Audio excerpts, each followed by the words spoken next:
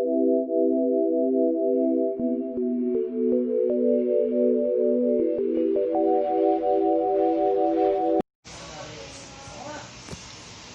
guys! I'm Kay Carla Arquiola, and for today's vlog is I'm going to show you some cultures of the Badjao Tribe. So, are you ready? Let's go! So, let me give you first some facts about Badjao. So, Badjaos are one of the indigenous people here in the Philippines, and they are also number one poor tribe that we have here in the Philippines. And they are also a lovable people, and for them education are less because they believe that the survival is more than important than the education. Do you know that Badjao origins from the southern Philippines, and they name collectively refers to the related people who usually call themselves Sama or Badjao. And this one is Bahasa Sama Badjao, which is the language of the Badjao. This one is the language that they prepare to use when they communicate to the other Badjaos. And this is the traditional language that the Badjao has. This one is one of the example of on how they write the Bahasa Sama Badjao language. So the next picture that I'm going to show you is this one. The house of Badjaos. So they are living at the seaside or the seashore because the Badjaos work or on where they have the economic income is on the pangingisda or the fishery. It is one of the mostly work of the Badjaos, especially the men. And I'll give you some Badjao trivia. So Badjao can stay under water for as long as 13 minutes. 13 minutes with a depth of 200 feet. 200 feet. So, di ba? They are very good in terms of swimming because it is one of the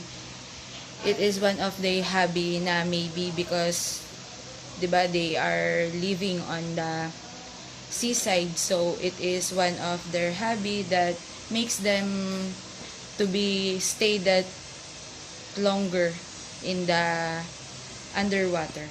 So the next picture that I'm going to show you is this one, which is waving.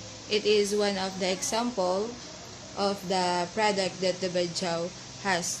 Waving is mostly the women of the Badjao tribe are doing the waving.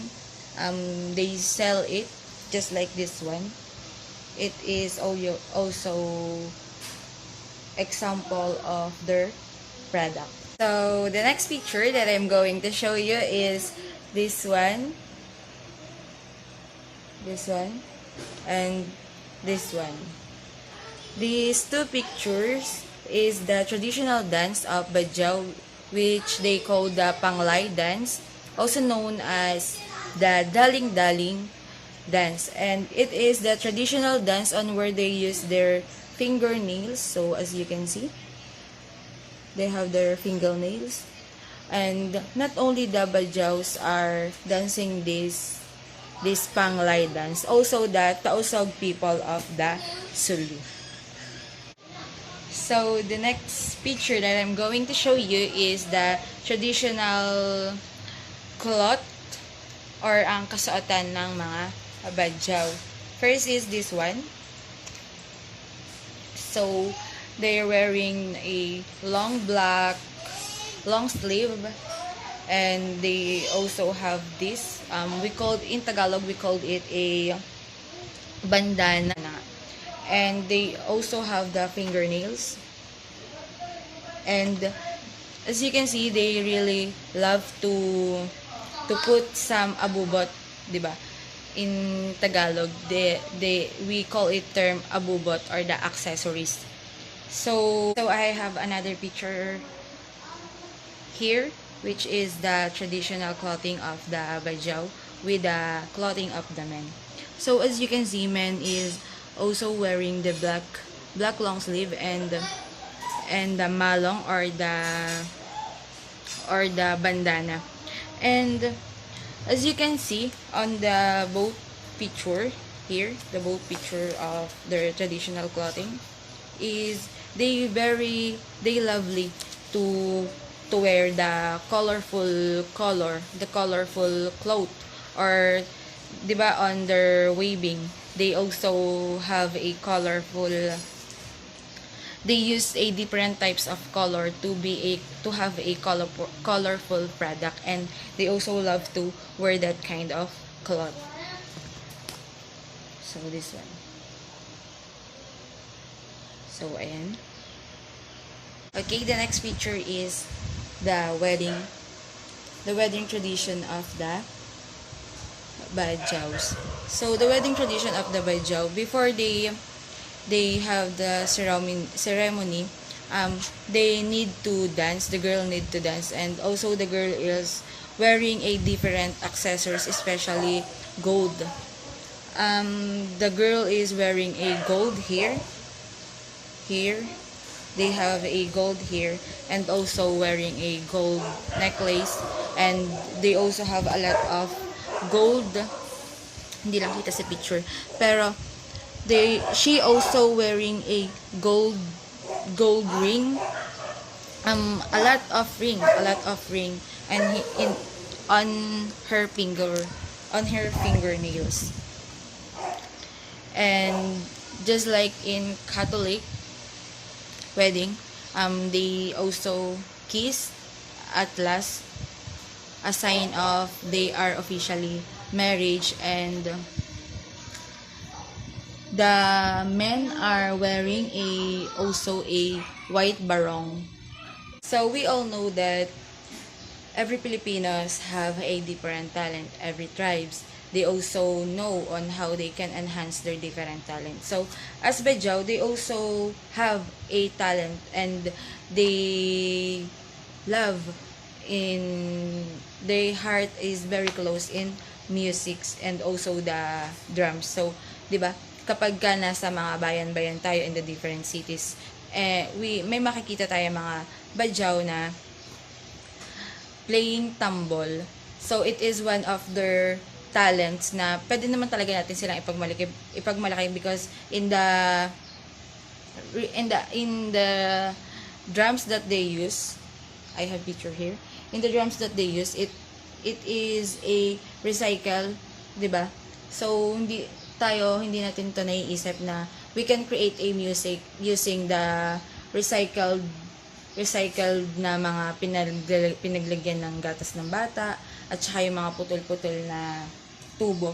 So it is very amazing that they can create a music or a sounds using that recycled different types of a mga lata-lata.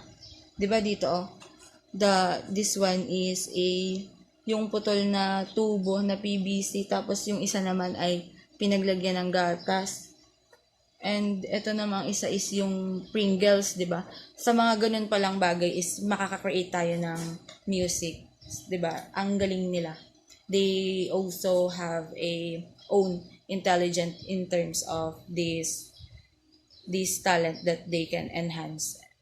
And one of their income that they can get is yung playing that drum and singing inside the jeepney on the public transportation.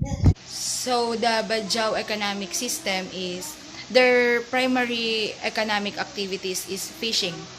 On fishing, they are getting aside the fish, they also getting the seaweeds and also the seashells. They selling it in the market to have their income.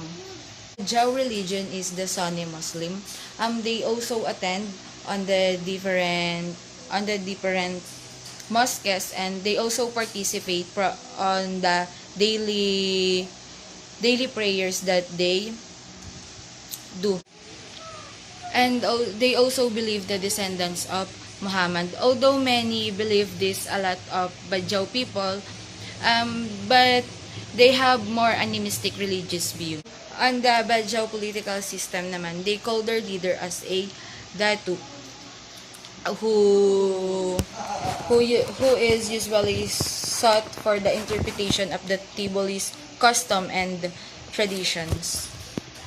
So next is I'm going to show you the culture or yung daily food that the Badjaos are eating.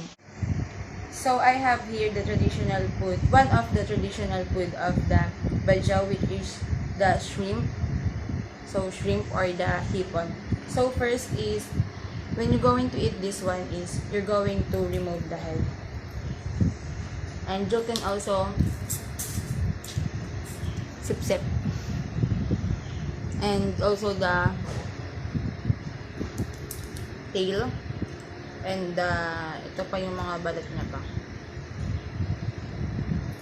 Ayan. Ayan. Wait lang. Ayan.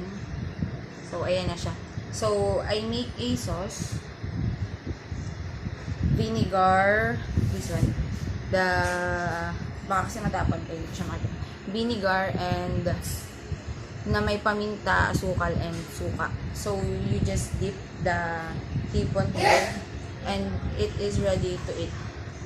So, the reason why the Badjao eating most of their traditional food is the seafood, because they are living on the seashore. So, and most of their works are fishing. So, it was easy for them to get the seafood. And based on my research, they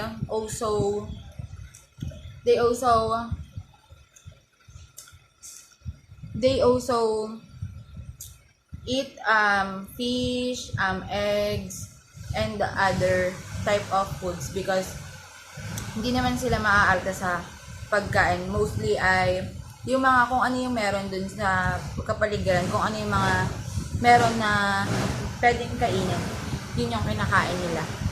So, I hope you like it and you learn from it, from the different cultures that I'm show you and the pictures. And I hope you get some information about the Badjao.